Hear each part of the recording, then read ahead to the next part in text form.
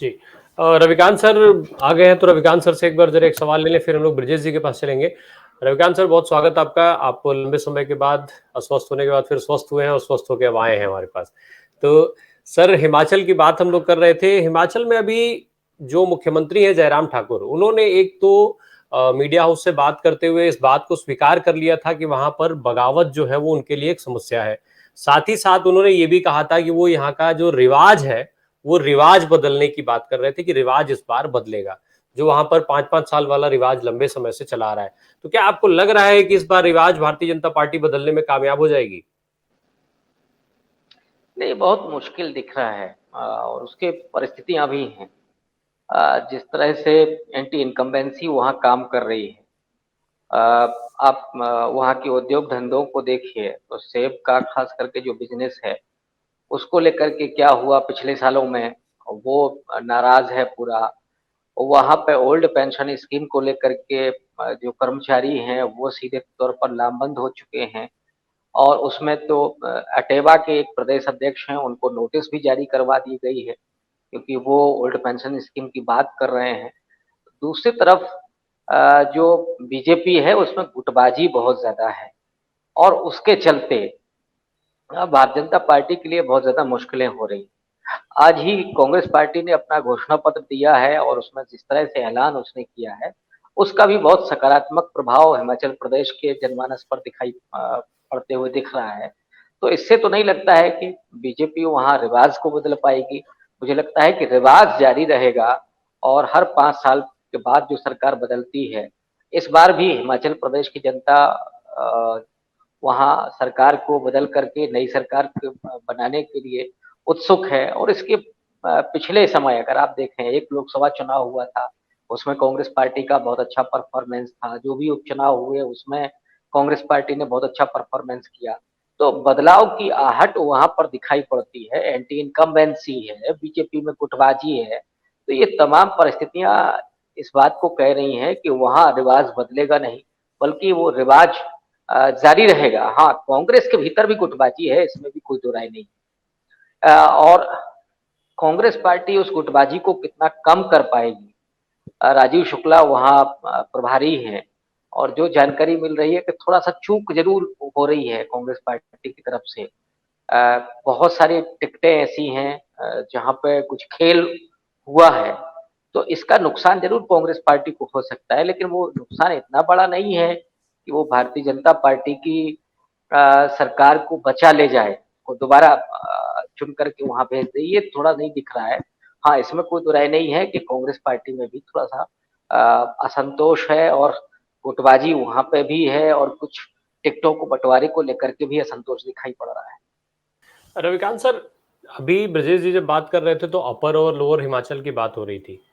जो अपर हिमाचल जो ट्रेंड है, जो 1977 के बाद से जितने भी चुनाव हैं, अगर हम उन पर नजर डालें तो देखते हैं कि एक ट्रेंड है। जो हिमाचल प्रदेश का ऊपरी हिस्सा है, हिमाचल जिसे हम लोग कह रहे हैं, वो कांग्रेस का वोटर रहा है। वहां पर कांग्रेस को ज्यादा सीटें मिलती रही हैं। वहीं जो लोअर एरिया है वहां पर भाजपा की पहुंच मजबूत है। तो क्या ये अब जो कांग्रेस ने अपनी घोषणाएं की है, इनसे वो लोअर जो एरिया है उसको भेदने में ये कितना कामयाब रहेंगे? चूंकि इन्होंने किसानी की बात की है, इसके अलावा किसानों से फसल के खरीदने की बात की है, साथ ही साथ जो पशुपालक हैं उनके लिए उन्होंने योजना की बात की है कि 10 लीटर दूध की खरीद करेंगे। तो इस तरीके की चीजों की बात कांग्रेस ने किया है। दूसरा, इसी से लगा हुआ सवाल कि क्या भारतीय जनता पार्टी को जो ऊपर जहां पर कांग्रेस के वोटर्स ज्यादा है वहां पर किसी तरीके की योजना की जरूरत नहीं है? वो अभी भी अपने उसी ढर्रे पर चलेंगे, जैसा आत्मजीत जी कह रहे थे कि विकास की बात उनको करने की आवश्यकता ही नहीं है, वो केवल हिंदुत्व पर ही पकड़ के चलते आ रहे हैं और उसी पे अभी भी चल रहे हैं। नहीं, सिंह साहब जो बातें कह रहे थे वो बिल्कुल दुरुस्त हैं। हिमाचल प्रदेश तो हिंदुत्व का एक तरह से गढ़ रहा है क्योंकि वहाँ मुस्लिम बड़ी तादाद में है नहीं, तो हिंदू मुस्लिम कार्ड नहीं चल सकता। वहाँ पे लोग आर्मी में ज्यादा हैं, इसलिए देशभक्ति वाला राष्ट्रवाद वाला भी इशू वहाँ पे चलता रहा है। लेकिन उन्हीं लोगों ने देखा है कि जो सरकार हिंदुत्व की बात करती है, राष्ट्रवाद की बात करती है, वो अपने सैनिकों के साथ क्या करती है। वो जो सेवानिवृत्त होकर के लोग आ रहे हैं उनके साथ उनका रवैया क्या है, या नई भर्तियां हैं, अब आप अग्निवीर योजना लेकर के आए हैं, तो जो लोग देशभक्ति के लिए सेना में जवान बनना चाहते हैं, सीमा सीमा की सुरक्षा करना चाहते हैं, नौकरी करना चाहते हैं, उनके लिए आपके पास कोई योजना है ही नहीं। आप 4 साल में उनको रिटायर्ड कर देना चाहते हैं, पेंशन नहीं है। तो ये तो थोती देशभक्ति है कि केवल आपको झंडा लगा देना है, एक नारा बोल देना है, ये देशभक्ति हो जाएगी। देशभक्ति वो हिमाचल में नहीं चल सकती है। ये गोबर पट्टी में चल जाता है क्योंकि यहाँ के लोग उस तरह से सीमा सरहद में होते नहीं हैं और वो असल में उस चीज़ को नहीं समझते हैं, वो नारेबाजी में ज़्यादा फँसते हैं। लेकिन जहाँ के लोग खुद सीमाओं की सुरक्षा करते हों, उनके उनके लिए देशभक्ति के मायने बिल्कुल स्पष्ट होते हैं कि क्या है। और उस देशभक्ति के लिए भी ज़रूरी होता है कि उनके आप जीवन के लिए जो भी सुरक्षा तंत्र है उसको मजबूत करें। लेकिन भारतीय जनता पार्टी ने पिछले दिनों ऐसा कुछ भी नहीं किया है कि जिससे हिमाचल प्रदेश के लोग बहुत खुश हों। और यही कारण है कि वहाँ पे कांग्रेस पार्टी फिर से उभरती हुई दिखाई पड़ रही है। जो उसका परंपरागत वोट है वो निश्चित तौर पर अभी भी उसके साथ है। लेकिन जो आपने कहा कि लोअर हिमाचल में परिवर्तन दिखाई पड़ रहा है और उसके लिए कांग्रेस पार्टी अपना एजेंडा क्लियर कर रही है। बहुत सारी योजनाएँ वो लेकर के आए हैं। तो एक तो एंटी इनकम्बेंसी पहले से मौजूद है और लोगों में उम्मीद भरना और वो उम्मीदें कि जो वास्तव में धरातल पर दिखाई देंगी। देखिए कांग्रेस पार्टी ने कोई उसमें देशभक्ति और हिंदुत्व का कोई तड़का नहीं लगाया है। जबकि वहाँ पे आप कह सकते हैं कि अधिकांश जो आबादी है वो हिंदू है और साथ ही साथ वहाँ सवर्ण तबका ज़्यादा है। तो और उसी में बेस रहा है बीजेपी का। लेकिन वो असली और नकली देशभक्ति को जानते हैं, उस राष्ट्रवाद को जानते हैं, हिंदुत्व को जानते हैं। कहाँ साहब हिंदू धर्म पर खतरा है? जिस देश में पिछले 8 साल से नरेंद्र मोदी की सरकार चल रही हो, वहाँ आप डेरों के ज़रिए या दूसरे और लगा लोगों को लगा करके आप कहें कि हिंदू धर्म पर खतरा है, तो ऐसा कुछ भी नहीं है। ज़मीन पर ये लोग चीज़ देख रहे हैं, तो आप जो डर की राजनीति करते हैं, वो राजनीति कब तक काम करे? जो अभी सिंह साहब ने कहा कि जब तक लोगों को समझ में आएगा, नुकसान तो हो चुका होगा, लेकिन जब वो समझ जाएँगे तो फिर दोबारा इनकी तरफ देखेंगे नहीं। और इसीलिए लोग कह रहे हैं कि नरेंद्र मोदी कितनी भी लंबी पारी खेल लें, उसके बाद शायद बीजेपी और आरएसएस के लिए कोई स्पेस बचेगा नहीं। क्योंकि जितनी ज़्यादा मार पड़ रही है लोगों पर, अब आप न तो बोलने देंगे, न ही लोगों के लिए रोज़गार का कोई साधन उपलब्ध कराएँगे। जो सार्वजनिक कंपनियाँ थी उनको आप लगातार बेचते हुए चले जाएँगे। किसानों के साथ आपने क्या किया पिछले दिनों 1 साल से ज़्यादा आंदोलन चला, 750 से ज़्यादा किसान उसमें शहीद हो गए। लेकिन उस पर आपका क्या रवैया था? ये सारे लोग देख रहे हैं। अडानी को आपने वहाँ बिठा रखा है, जो सेव के बागान हैं वो लोगों को घाटा हो रहा है, लेकिन आपको कोई परवाह नहीं है। तो चाहे वो मिडिल क्लास हो वहाँ का या ये किसान हो या जो नौजवान तैयारी कर रहा है नौकरियों में जाने की, वो सब निराश ही नहीं है बल्कि नाराज़ भी है। और यही कारण है कि कांग्रेस पार्टी वहाँ उसकी जो परफ़ॉर्मेंस है, जो रैलियाँ वो लोग कर रहे हैं, उससे ज़्यादा लोग उनकी तरफ देख रहे हैं। और ये तभी होता है जब एंटी इनकम्बेंसी बहुत ज़्यादा होती है। कांग्रेस पार्टी ने वहाँ कोई ऐसा तीर नहीं मार दिया है कि जिसके आधार पर आप कहें कि हिमाचल प्रदेश में बहुत बड़ा बदलाव दिख रहा है। क्योंकि अभी जाकर के प्रियंका गांधी सक्रिय हुई हैं, राजीव शुक्ला भी बहुत लंबे समय से नहीं है वहाँ और वहाँ पे कोई लीडरशिप नहीं। जब से वीरभद्र सिंह का देहांत हुआ उसके बाद कांग्रेस पार्टी में कोई लीडरशिप भी नहीं है। लेकिन प्रतिभा सिंह को लाकर के वो दांव खेल रहे हैं। वो कार्यकारी अध्यक्ष उन्होंने बनाए हैं 2-3। तो वही लोग कांग्रेस पार्टी को मजबूत करते हुए दिख रहे हैं। तो मैं तो समझता हूँ कि कांग्रेस पार्टी से ज़्यादा भूमिका वहाँ के लोगों की है।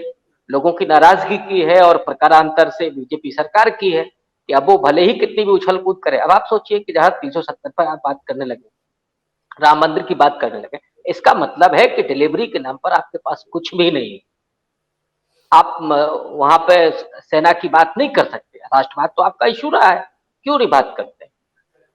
तो इन हालातों में दिखता है कि लोग वहां ज्यादा नाराज है, लोग परिवर्तन का साक्षी होना चाहते हैं और उन तमाम मुद्दों की तरफ वो आकर्षित है। मैं ओल्ड पेंशन स्कीम को वहां बहुत बड़ा मुद्दा देख रहा हूँ और कांग्रेस पार्टी ने ऐलान किया है कि वो आने के बाद ओल्ड पेंशन स्कीम को लागू करेंगे।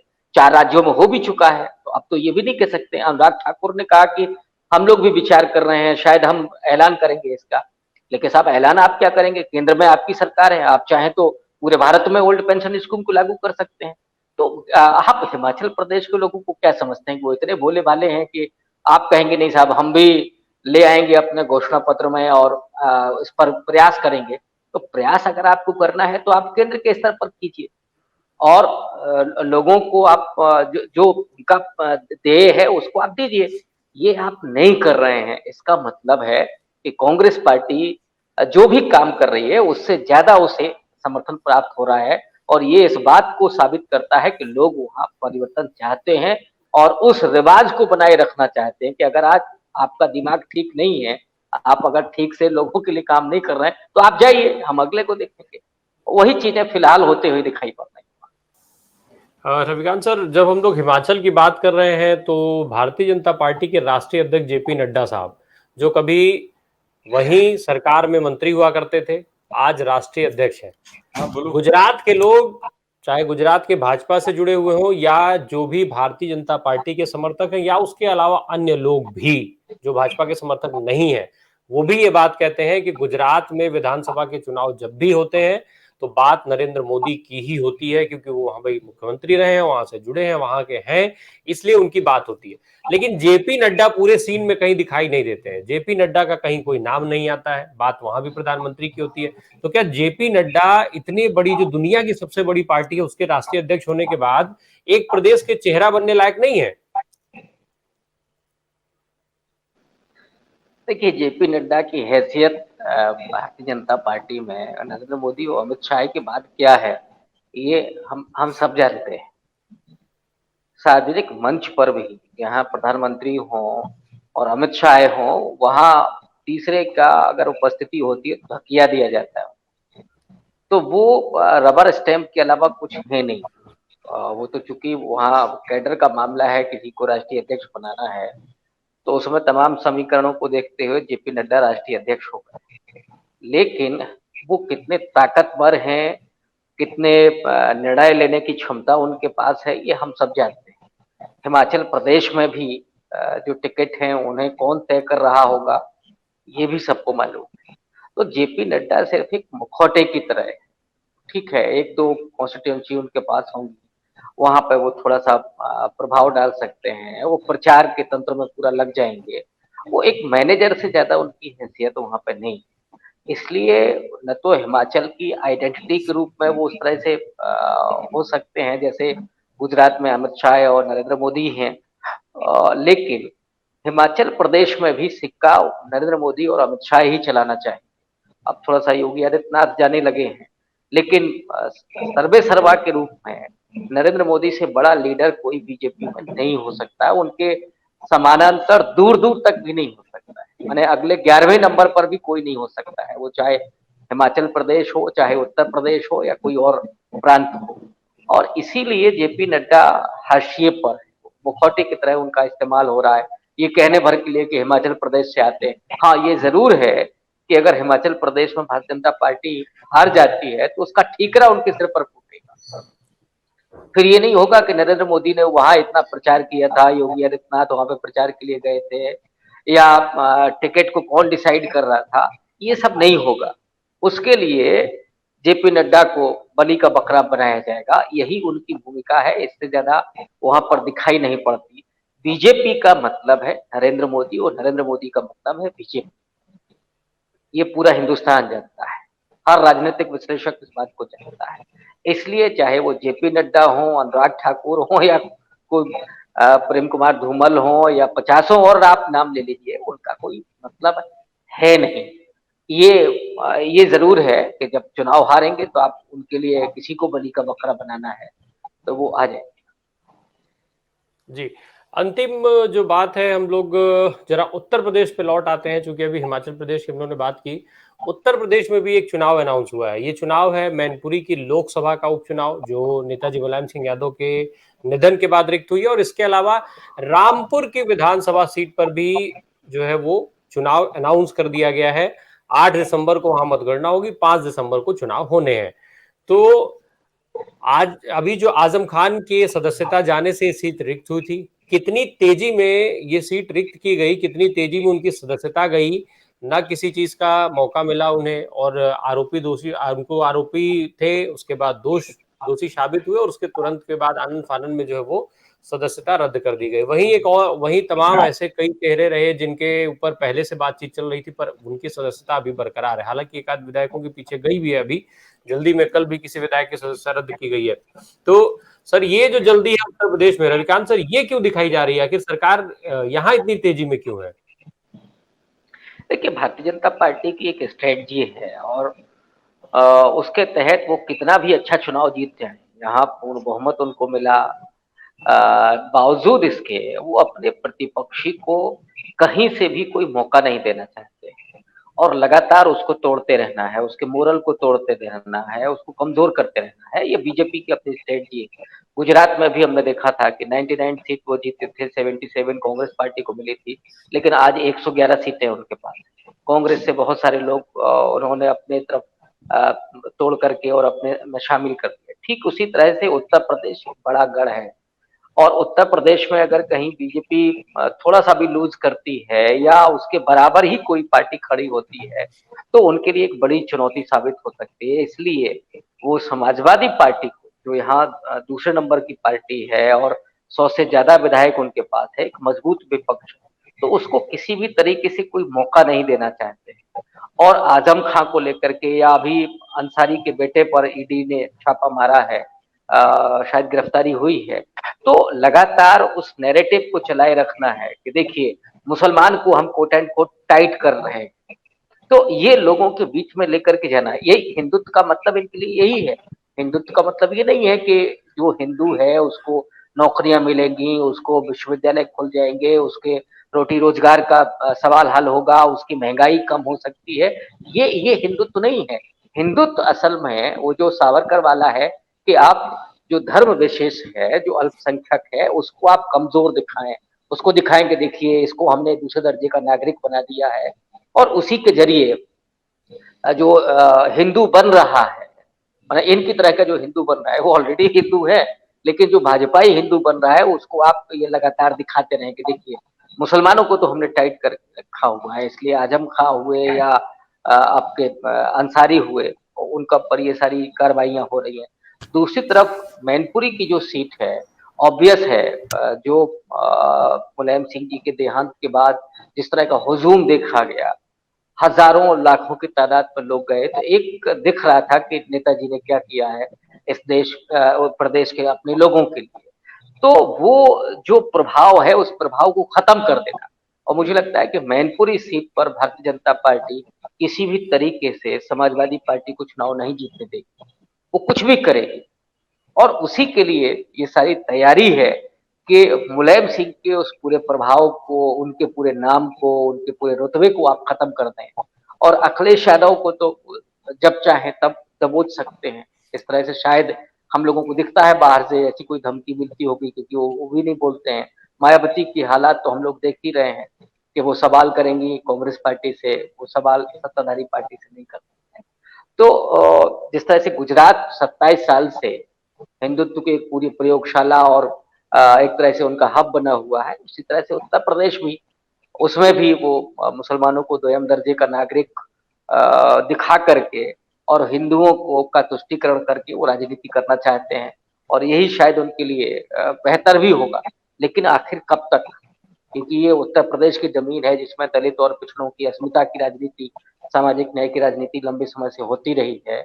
और जब वो एक तरह से आलोड़न उसमें होगा, उसमें जब परिवर्तन होगा, तो मुझे लगता है कि ये हिंदुत्व उतना काम का नहीं बचेगा, जो असल में है नहीं। वो केवल जी चुनावी हिंदुत्व है, जमीन पर वो जी कोई हिंदुत्व नहीं है, कोई हिंदुओं के लिए कोई सकारात्मक और काम की कोई बातें होती नहीं।